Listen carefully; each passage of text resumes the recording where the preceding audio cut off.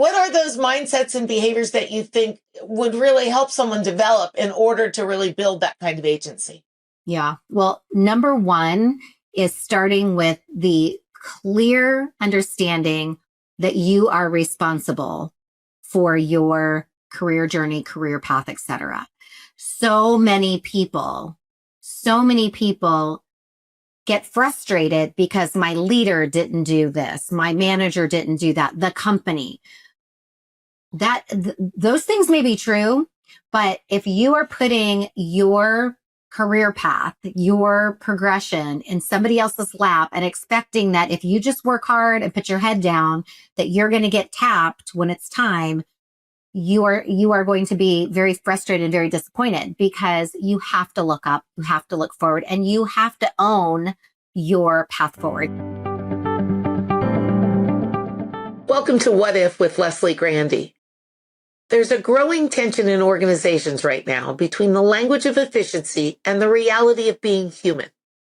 Companies are investing billions in technology designed to make work faster, smarter, and more predictive. At the same time, they're still trying to understand how to invest in the people who make that technology matter. In boardrooms and leadership meetings, human capital gets described as the greatest asset a company has. Yet when pressure hits, the way people are selected, developed, moved, or let go often reveals a very different set of beliefs, behaviors, and priorities. At the individual level, this moment is forcing a parallel shift. Employees can no longer assume that effort alone will translate into opportunity or security. Owning your value has become an active practice rather than a passive expectation. Agency now means understanding what you uniquely bring, articulating how you create impact, and continually investing in the capabilities that compound over time. It requires people to see themselves not as a role or a title, but as a set of transferable strengths that can move with them, adapt with them, and grow with the changing demands of work. When people understand and communicate their value clearly, they become better partners in shaping their careers and more resilient participants in organizations that are themselves in constant motion. In an AI-driven environment, that sense of agency becomes even more critical. As automation absorbs more execution and analysis, the differentiator shifts towards judgment, creativity, adaptability, and the ability to direct technology rather than be directed by it. The employees who thrive will be those who take ownership of how they work with AI, how they build creative capacity and critical thinking skills, and how they position their uniquely human contributions as a force multiplier rather than something at risk of being replaced. This episode sits inside that tension. It explores what it means to treat people not as an expense, but as a compounding source of value. It considers how leaders make decisions about talent in moments of growth and contraction, how individuals maintain agency in environments that can feel ambiguous and unpredictable, and how organizations can rethink talent development, mobility, and culture in a world where AI is reshaping what work looks like. Underneath all of it is a central question about the future of work. If technology continues to automate more execution, what becomes more important about being human inside an organization? And how should both leaders and employees respond to that shift? My guest, Dr. Cynthia Benson Mercer, is particularly well positioned for this conversation because her career has been dedicated to helping organizations see people differently. She works at the intersection of strategy, leadership, and workforce investment, translating the language of business performance into the language of human potential, where agency is a core driver of growth rather than a nice-to-have or an afterthought.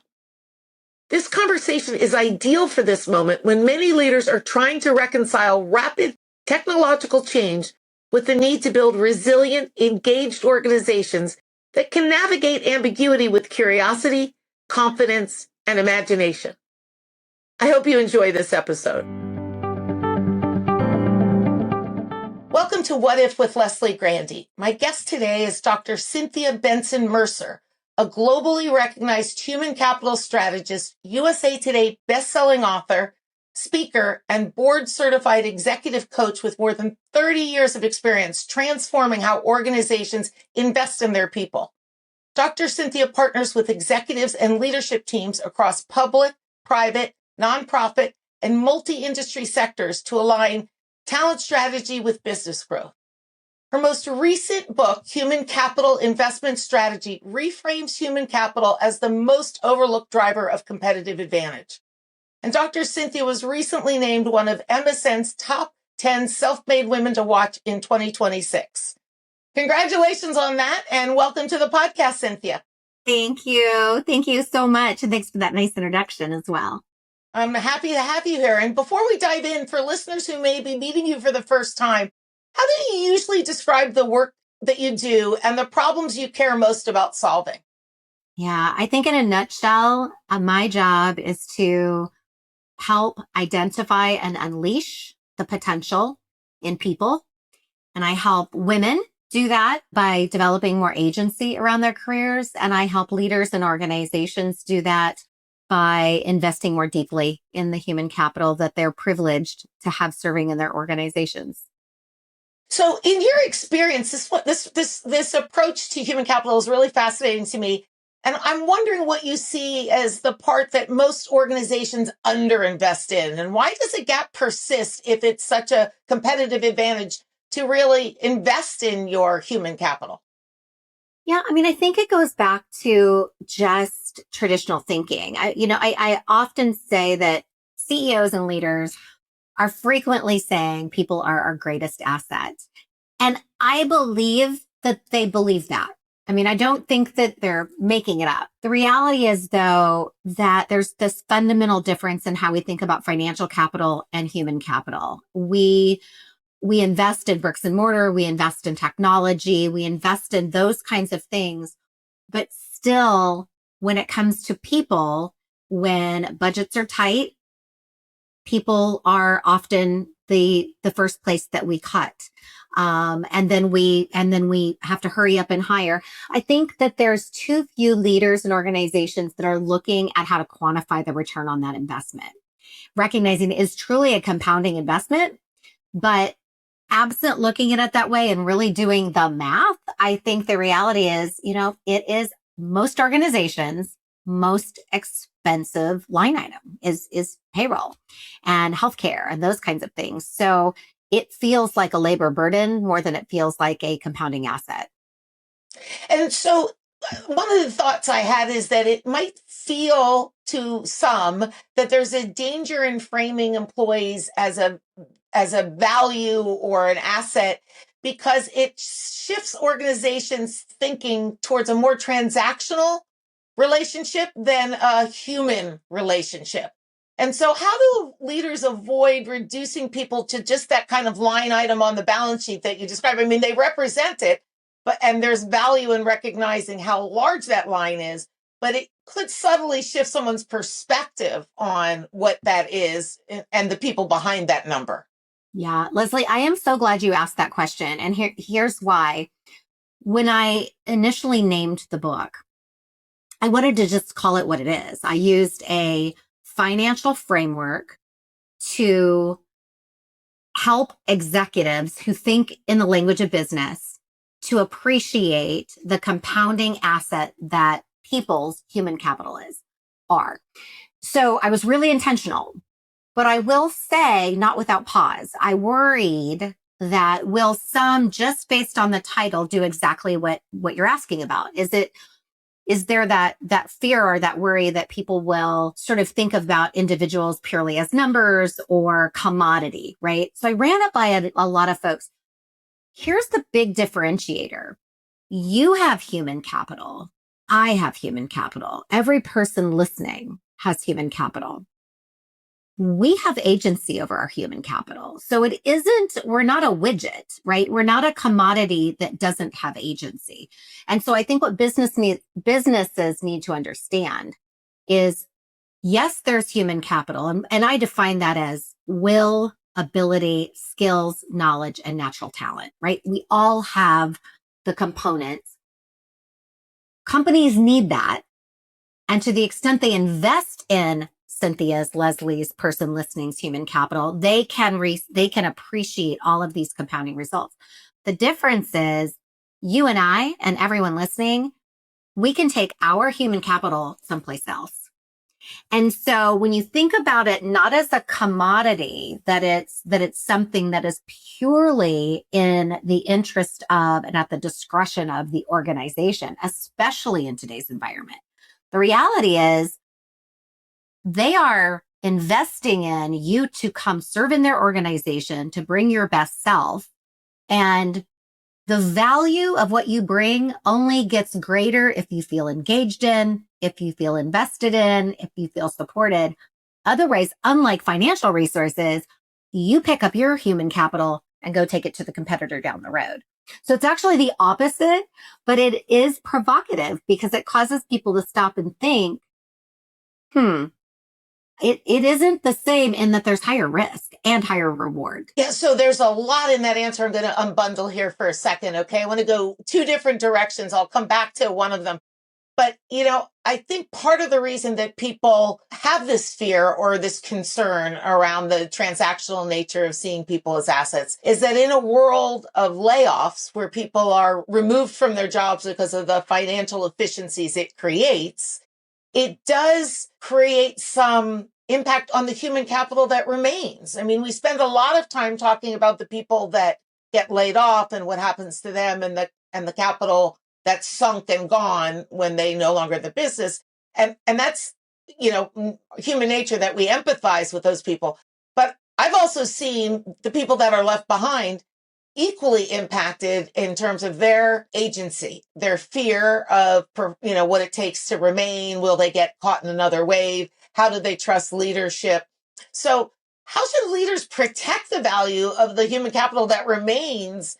And what do leaders often miss in this kind of situation where they're kind of redesigning the organization in the context of a large layoff? Yeah, I'm gonna actually take it back a little bit further because it starts with the selection process.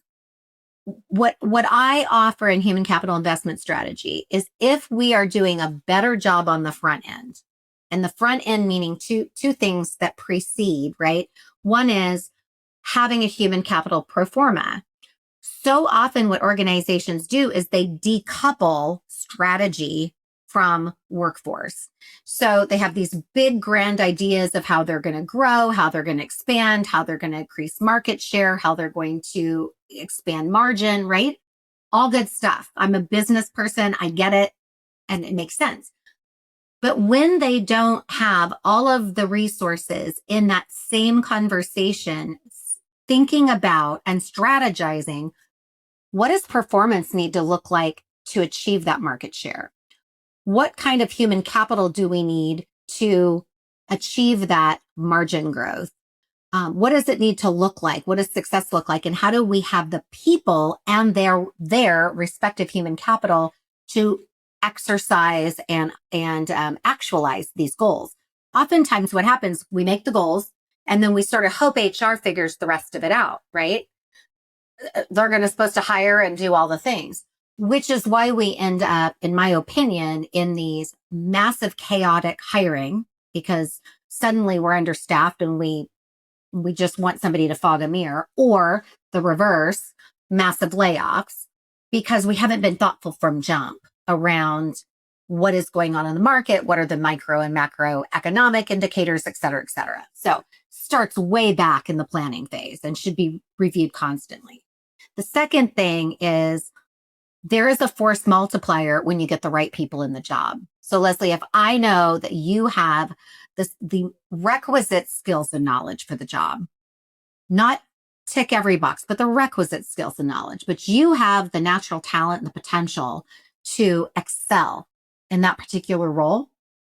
And I take care for every position to be so uniquely aligned to the role with the right makeup of skills and knowledge and natural talent.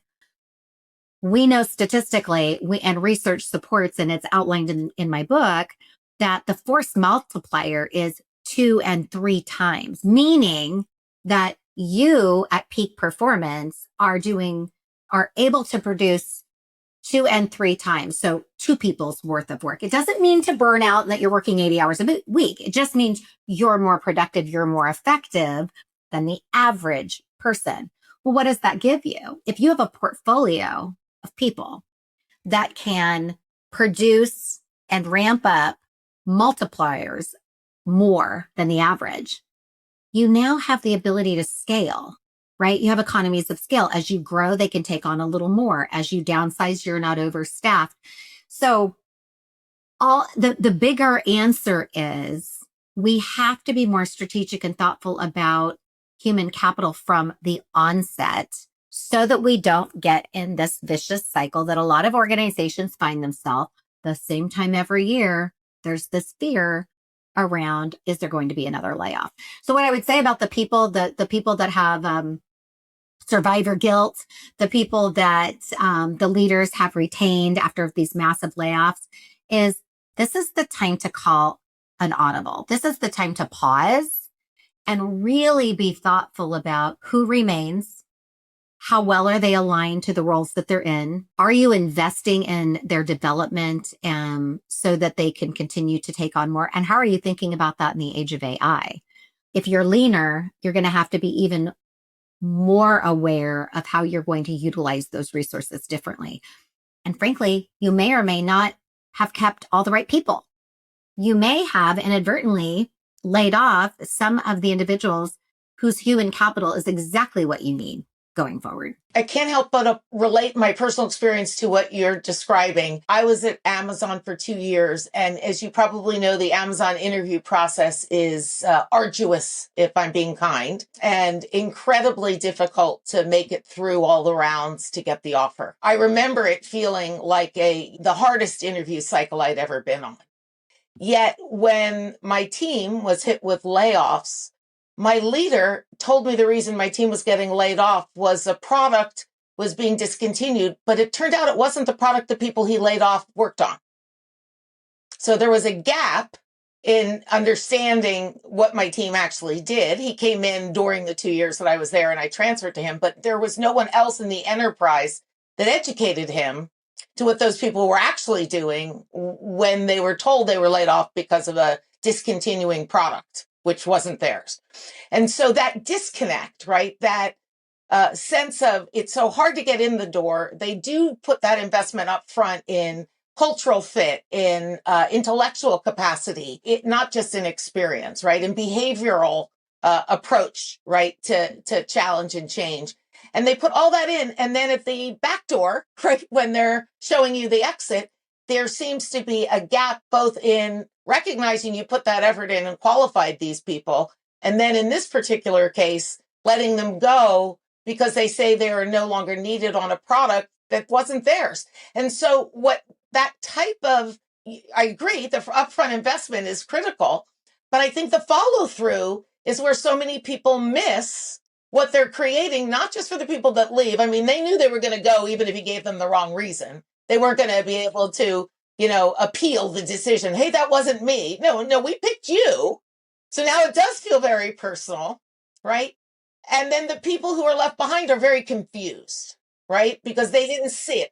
So what is it that leaders are missing in those situations? Because the front door, I agree with you wholeheartedly, should have prevented the backdoor experience.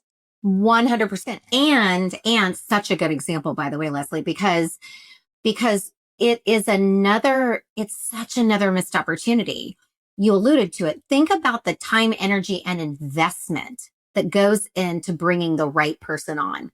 Let's say that is following all the best practices that I outline in my book. And so they're really bringing on the right person for the role, right? Certainly sounds like it. And yet they're not using that same rigor and that same discipline when they are offboarding. So let's take it for just a moment. And I'm going to answer what are they missing? The reason I use the financial model is because I'm trying to use language that business leaders who didn't spend their life in HR like I did, who don't want, fluffy this and that. So when you think about a financial portfolio, if you had a portion of your financial portfolio that wasn't performing, you wouldn't just go lop something off and stop investing in just one random thing. You would be really intentional about which fund isn't performing and why isn't it performing, and do we have any data that says it's going to increase, right? We would put a lot of thought. We wouldn't just go arbitrarily in and just say, well, take me out of those three, funds. But that's what we do in layoffs. And here's the answer that I think they're missing. We treat people like boxes, and people are like puzzle pieces. This is my puzzle premise. Think about org charts, sticks and boxes. Think about job descriptions, linear boxes. Now, praise Amazon if they don't fall into the trap that most organizations do, which is a lot of arbitrary, non-predictive criteria like years of experience, where you went to school, etc. We create these boxes. The reality is, as human beings are much more like puzzle pieces. And instead of understanding all of these ways in which we can interlock, and that we don't necessarily tick 10 out of 10 things and fit in a box, but we might tick 8 out of 10 things in that and 2 in this other. Think about the individuals in your department, regardless of the reason, regardless that the product, all the reasons it doesn't even make sense. It's very possible that some of those individuals, some of their unique complementary skills, knowledge, natural talent would be a beautiful fit for something else in the organization that they wanted to double down on. And maybe there was somebody somewhere else in the organization that wasn't performing to the top of their game and maybe was misaligned. Wouldn't it have made a whole lot more sense to say, this person is misaligned, not performing. We've done all the things. Susie over here hasn't done that before, but she's got the skills and knowledge, and she's got all this beautiful natural talent. Let's cross-train her, right? But we don't put that energy into it. We don't use intentionality. We don't think about people in terms of puzzle pieces that can be moved and elegantly fit into different places. We sort of go, well, it's a box on top of a box that stacks, and then we, the entire Jenga just goes. Now, I think that's wholeheartedly what happened in this case, because Amazon will encourage you to go find that other job and apply for an open position. But what you describe is much more intentional and active, and what the other approach is much more passive. Yes, there are other open positions you can apply for. You're not unable to work at the company. We just don't need you in this role. Go find that other role. That puts a burden on someone who's just lost their job to understand the context they're going to go in, or where they could be successful in a whole other division of the company, where the company, to your point, has that knowledge. The company has their performance reviews. They have a clear view of the needs in other parts of the organization, and could, in fact, rearrange the chairs to help the employee find a spot based on the fact we thought you were worth investing in at the beginning when we hired you. And so I think that intentionality is definitely what people miss at that moment. 100%. And I want to be clear, and this is going to sound, not terribly empathetic, and that's not how I mean it, but that is what's best for the business too. So it's not just about being altruistic and a good person. And I don't, poor Sally lost her job, and if I'd have been more intentional, Sally could have kept her job. If John or Sandy or whomever over here has been consistently underperforming and is misaligned and in the wrong role, and we can move the person that we're getting ready to lay off that would be a great alignment for that role, and we're not being thoughtful enough to say, let's not just be arbitrary and treat things like everything's super linear, but we're going to think about ways in which it's not just to do Sally a favor because she's a nice person and I'm a good person. It's beneficial to the company. And I think that's where I try to get leaders is, yes, it's the right thing to do, because from a humanity perspective, I think it's the right thing to do. But at the end of the day, it's a win-win, because somebody who can contribute is getting the opportunity, and the organization is going to get somebody that's contributing at a higher level.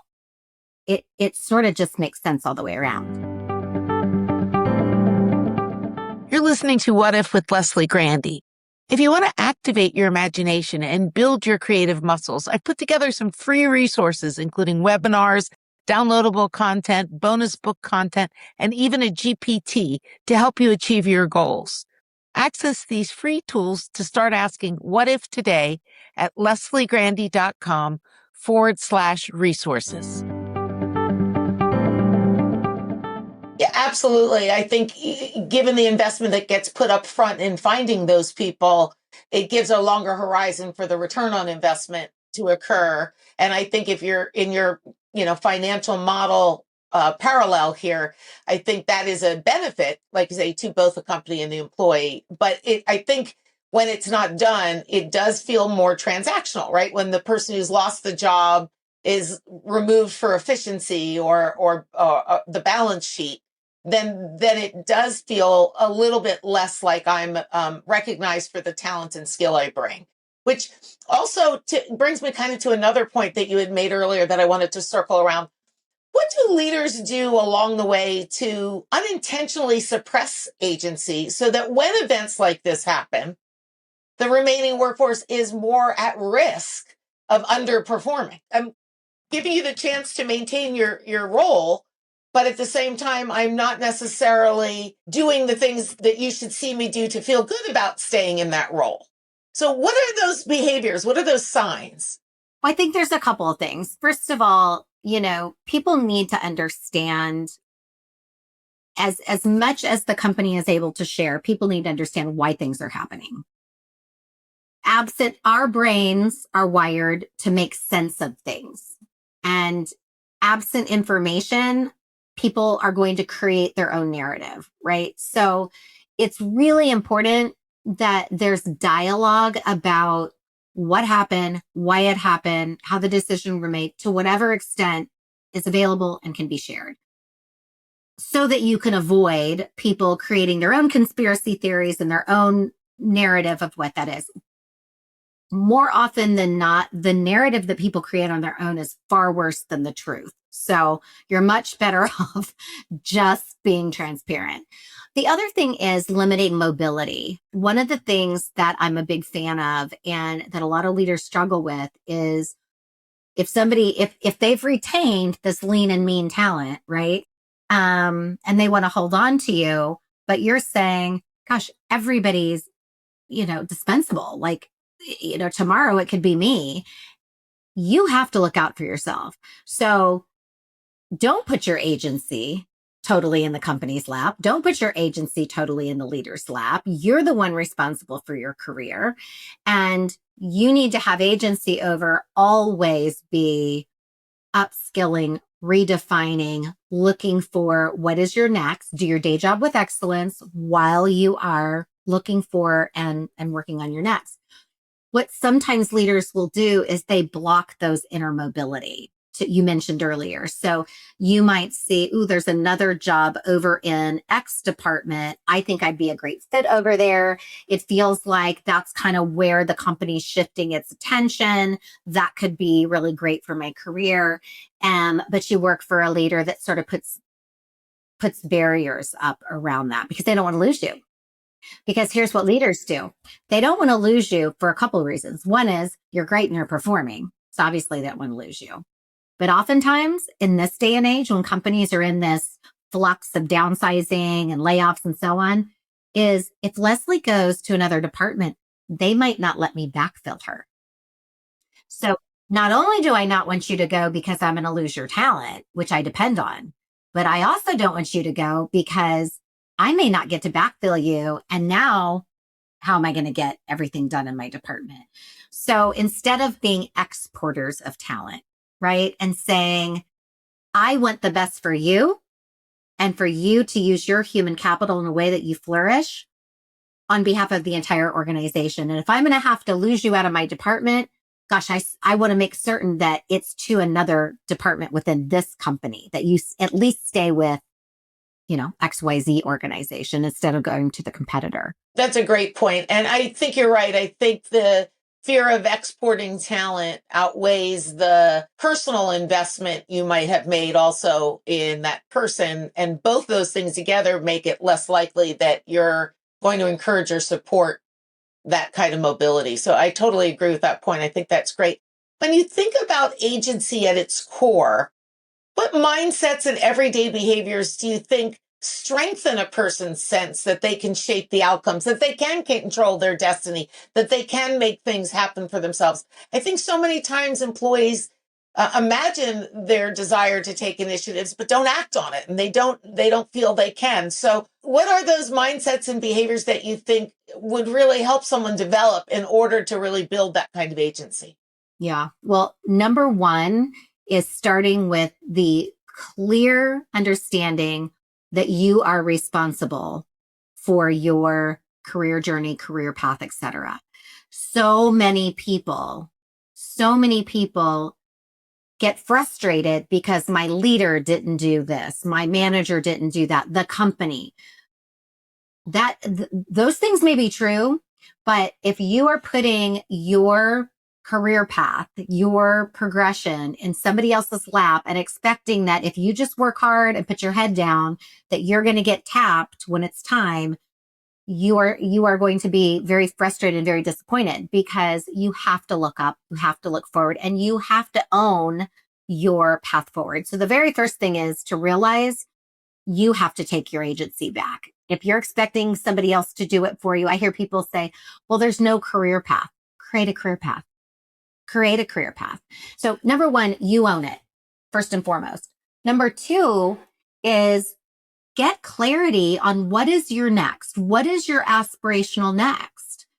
Whatever that is, it may be a promotion. It could be a lateral move. It could be staying with the organization. It could be changing organizations. It could be serving on a board. It could be getting a certification. Whatever your aspirational next is, identify it, be clear about it, pick a date certain by when you want that thing to be true. And then you work a plan even if it's 7 minutes a day, you work a plan every day. You're investing in progressing toward that aspirational goal. So you don't wait till the kids go off to school or the spouse or significant other gets their dream job. You start working on your future today. You do your day job with excellence, but you're working incrementally toward that aspirational next. That's the second thing. And the third thing is you put those aspirations into the universe. What do I mean by that? Certainly manifestation and those kinds of things for those that would appeal to, but I mean more intentionally and directly. Talk to, if you can, your leader about your aspirational goal. If your aspirational goal is to leave the organization or to do something else, find people you trust who can give you good counsel, who can help you on your path. But people are not mind readers. If they don't know that you're interested in a promotion, if they don't know you're interested in serving on a cross-functional team or you want to be on a board, nobody has the ability to say your name in rooms you're not. So change your mindset. So take your agency back. Be very clear on what your aspirational next is. Pick a date certain and start working toward it today. Don't kick the can down the road. And tell someone or people so that they can be listening and they can say your name in rooms that you may not be in that help you to move to your next. Too many people, women and people of color in particular, are taught to put our heads down, work hard, and wait for good things to happen.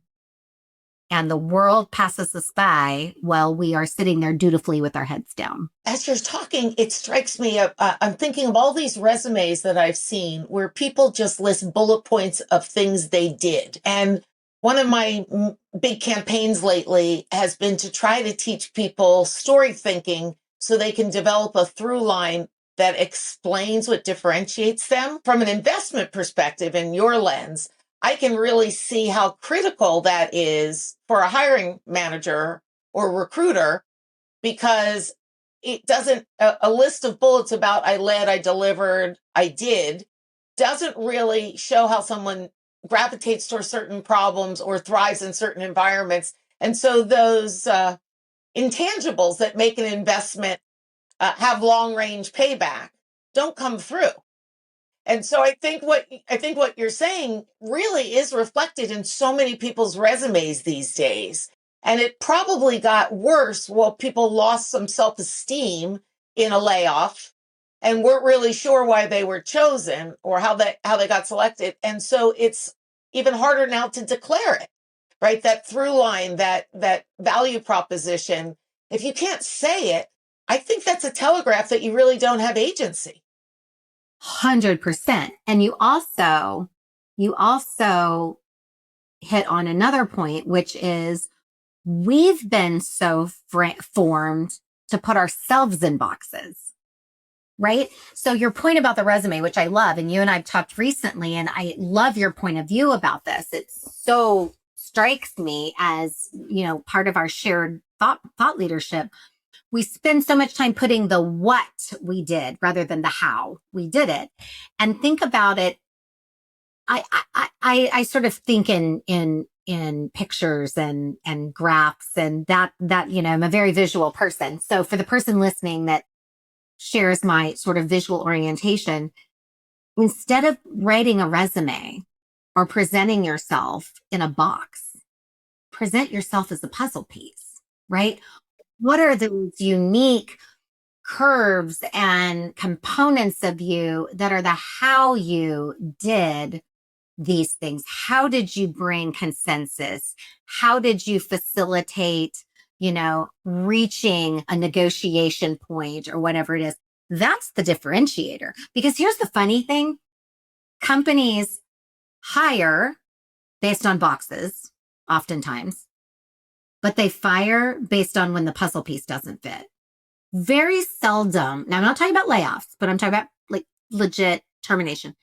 Very seldom is it, well, you didn't know how to do this skill or you didn't have this knowledge. It's because you're hard to get along with, or you don't meet deadlines, or you don't show up on time, right? Those aren't the things that are in a job description, but we literally have the whole thing back. But it occurs to me as you were talking about the resumes that we fall into the same trap as we emulate that dot point of the what instead of the how. Well, and also, if you see a box, you want to be a box. So it's easier for somebody to find you and fit you. If you see you're a triangle, but the org chart has a box, they're never going to pick you. So you work extra hard to look like the box. And I think that's where also people make the mistake is they want to get hired so badly that they see what the box wants and try to be it, right? They try to see that in themselves and then pull that out. But maybe that story isn't so strong or isn't your strength. And also in that process, maybe your superpower is getting buried. And I think that that's the thing that I find most unfortunate is all things being equal. If you know how to do agile product development, I know you know how to do grooming. I know you know how to do postmortem. That's not the thing I care about, right? So how do you tell the story about how you lead in those environments that you rarely see in the resume? And I think one of the reasons I think this is getting worse, and it's going to help me pivot to my last kind of group of topics, is I do think AI is being used to look for keywords and to read resumes and to look for the check boxes in the block, right? This is a box. It has these check boxes that go with it. I'm going to go look for those, and then I'm going to raise it to a recruiter or a hiring manager.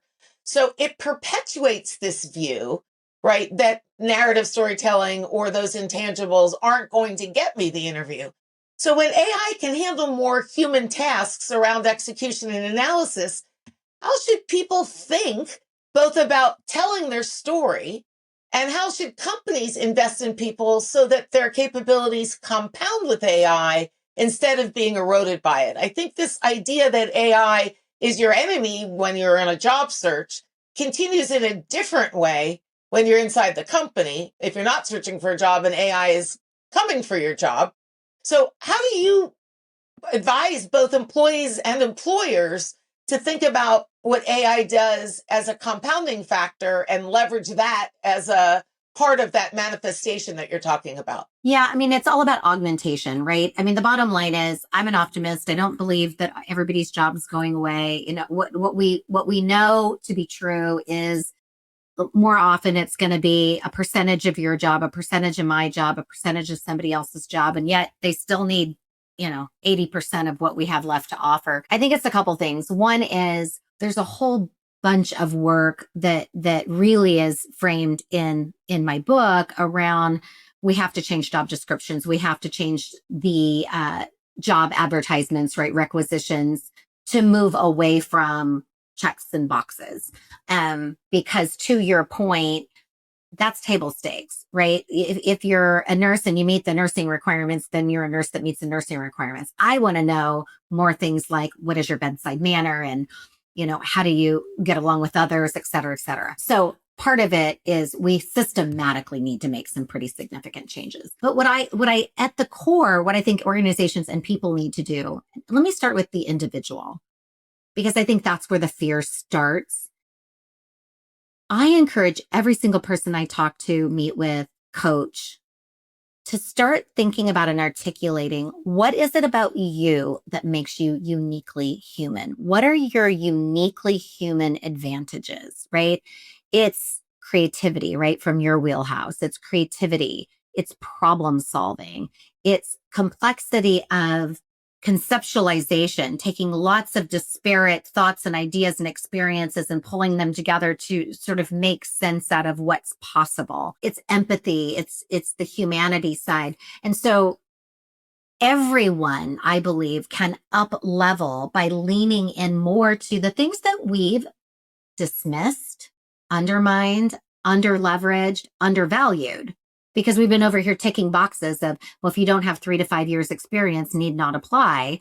And the reality is maybe I have 2.5 years experience, but all of these other problem solving and, some of these other uniquely human things that are not going to be displaced by computers and technology are going to make me that much better. And so I always say that robots and humans need to learn how to cohabitate. They need to learn how to serve on the same team. You shouldn't have a job that a robot can do better. If it can be automated, then what can you bring, and start identifying that now and lean into those attributes, build those attributes, highlight, demonstrate those. And companies that don't start thinking this way right now are they're going to be left behind, because they're either doing one of two things. They're either dumping a ton of money into technology and not giving thought to the humans that, by the way, if they have, if humans are required to run their business, they're still going to need. And so there's this big disconnect, or they're on a kind of pause going, we're going to wait and see. And the ship and the trains left the station. Now, that's not to say there aren't great organizations out there that have figured it out. But when you look at the CEO data, 70% of them feel like they don't have any visibility of what's coming next. And so what are they doing with that? Right. So that kind of leads me to my next question, which is there's a lot of pressure for leaders to accelerate change. And at the same time, accelerated change can really impact culture. So when you think about advising leaders on protecting the cultural elements that generate value, what kind of advice do you give them about what to hold on to and what to let go of, and how to think about that choice? Because the acceleration of change may actually leave that to be an afterthought. What to keep and what to leave out is probably a lot to do with starting there is really this notion of, is there technology that can do that better, faster, more accurately, right, with quality? And that being the case, where then do we have the privilege and the opportunity to have humans augment that to take our service, our experience to another level? A person waiting in the ER that is waiting, and maybe there's a lot of things that have been automated, future of healthcare, but somebody seeing and identifying that patient that's sitting there shivering and going and getting them a warm blanket, right? In hospitality, think about all the places that human experience show up in hospitality. And so I'm using basic examples to be illustrative, but I think in lies the opportunity for leaders to think about, if we can automate that, where does that then give us this opportunity to deploy human capital differently in a way that really accelerates or amplifies or makes better the guest experience, consumer experience, et So cetera. how do you translate that into culture and values in the culture? Like, are you suggesting maybe they do sort of an assessment of the cultural values and which ones still make sense to maintain in an automated world? Is that, and then double down on those, or is there an overt approach to making that call? Yeah, I mean, here's the thing. It should 100% start with your company's values and mission. 1000% start with. I spent almost 13 years in Catholic healthcare, very clearly guided by our sense of values and our sense of our mission in that organization. Everything was bumped up against how does this impact not only those we serve, but the employees that serve within this health system, right? From a dignity, respect, et cetera. So absolutely starting there. I think the biggest thing of change though, Leslie, is and where culture comes in is picking and choosing is probably rather dependent on what it is you're changing and to your point, your organization's culture and how true you are committed to your values and your mission, et cetera. The bigger thing I find with change is where it breaks down is how are we communicating it? How are we modeling it? And how are we reinforcing it? So when change is happening, and I see breakdowns in these three elements all the time, we do a pretty good job normally of communicating it. Although I will say most organizations struggle with it's fairly clear at the top, and the deeper you get in the organization, the more diluted the communication becomes. So, that's the first thing is communicating through the organization so that people understand what is the change? Why is it happening? How am I impacted? At the role level. Number one. Number two, leaders have to model the change. So if I'm expecting you to behave differently, do something differently, act differently, process something differently, as a leader, I have to be modeling that so that now people see that, okay, that's the change. You've talked about it, but I also see it happening, right? And where the biggest change, where change breaks down the most and has the biggest opportunity to be a win or a fail is in reinforcement. If I catch you doing something right that's consistent with this change, like coming to me and saying, hey, Cynthia, I've been going through my job and looking back at my past week, and I've identified at least 3 things that I think we can automate. Now, if the change is let's automate as much as we can so that humans can do higher level thinking and higher level work, I'm going to celebrate you.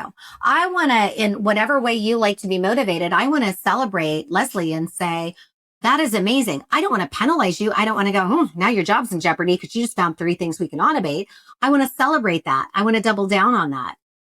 At the same time, if I find somebody's over here resistant to the change and going back to the old way of doing things, that needs to be addressed. We need to be pulling that person aside and saying, hey, Tommy, I see that you're still doing it this way. Remember that this is the new way we're doing it, and get that person on path. That's where it breaks down. We sort of install instead of implement. We go, here's the change. Here's your toolkit. And then we turn around and we go on the next shiny thing. And everybody, if they understand it or they don't understand it, if they've seen it modeled, they kind of decide whether or not they're going to move forward. And that disrupts culture, because what does the culture become? It becomes whatever the majority are doing, which can be rather dysfunctional. As I'm tracking what you're saying, if there's a cultural value around employee capital and how employees are valued or what employees have permission to do, if it doesn't manifest through the change, then the culture itself will change regardless of that sign on the wall. Yeah, I'll give you a very practical example. The whole my new book is in 2 sections. Section 2 is all change management, because implementing a human capital investment strategy is a heavy lift. It is not an overnight. It is a long-term commitment, and you have to have the intestinal fortitude to get through it. It's a big lift. And it doesn't get put on HR's plate. It takes your entire leadership team, starting at the CEO. The second section is all dedicated to change. And here's why. If the change is, we're going to stop focusing so much on all of these arbitrary things like years of experience and what school you went to and blah, blah, blah.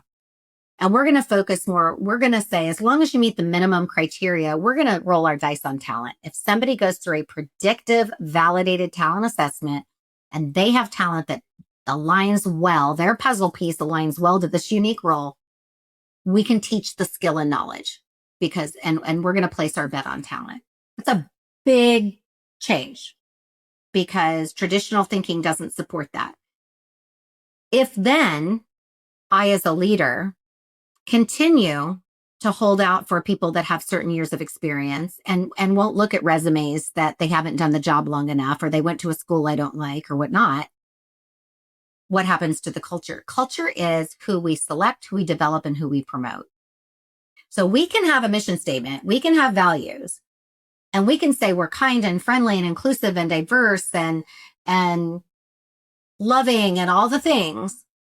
But if what we really value and what we really reward and recognize and how people get promoted and who gets hired are based on arbitrary criteria and getting the performance and leaving bodies in their wake, then that's really the culture. Because every one of those people are behaving in a way that's getting rewarded. And so the underlying message is, well, that's what it says on the wall. But the way you get promoted around here is you get numbers at all costs. Yeah, no, I really appreciate that. That's a step a lot of leaders miss, right? The things on the wall and sort of, bolted on in big letters, and they think it's what they still stand for. But as you point out, the behaviors don't model them in the process of change. And so then the employees invent a culture based on what not what's on the wall, but what they see and hear. So I totally appreciate that. If organizations truly take a long-term look at investment of human capital as an investment, what if we fast forward 5 years? What will the work look like, especially in a more AI-driven environment? How do you think about success as AI is coming in and sort of weaving into your story as well? What in 5 years, what happens if all those leaders did what you want? What will be different? My vision is that we live in a world where every single person is recognized for having potential, right? So potential comes in all shapes, sizes, faith backgrounds, colors, you name it, right? It's indiscriminate. That we live in a world where potential is recognized in every single person, where opportunity is intentionally designed. So it's not arbitrary. It's not sticks and boxes. It's very intentional. AI gives us more opportunity to do that because it starts again, it takes a little bit of your job and a little bit of my job. Well, now suddenly we're chipping into what used to be this nice, square box. But if AI is doing 10% or 20%, now we only have 80%, how do we morph that and make that look differently? And that organizations recognize the compounding realization of what investing in human capital looks like, so that it is not relegated to, yes, you're my greatest asset until there's a budget cut. It is, you're my greatest asset. So how do I double down? We double down on technology all the time. We just buy hundreds of thousands of dollars more technology because of the promise that it's going to do all these things. What if we had that same confidence, and the data supports it? What if we have that same confidence in people to say, instead of cutting a bunch of people, I'm going to redeploy these best of the best in ways that they can work through this problem and we come out exponentially better. So, I think it's a world where we coexist with technology, that it's augmentation, and that we're able to get paid to live at the top of our talent rather than doing a bunch of stuff that is boring and not life-giving and doesn't give us a lot of intrinsic satisfaction. Let's do the stuff that lights us up get paid to do that and live into this big, amazing, beautiful talent that every single person has. I love that sentence, paid to live at the top of our talent. I think that's everybody, it should be everyone's aspiration. Cynthia, this has been such a pleasure. The time just whipped by. I was so riveted by your perspective. And I think it's just so timely with what's happening transformatively in business and the impact of those transformations on the workforce. So I'm really glad we got to cover the ground that we did. If people want to learn more about your work, your book, what you do, where should they look?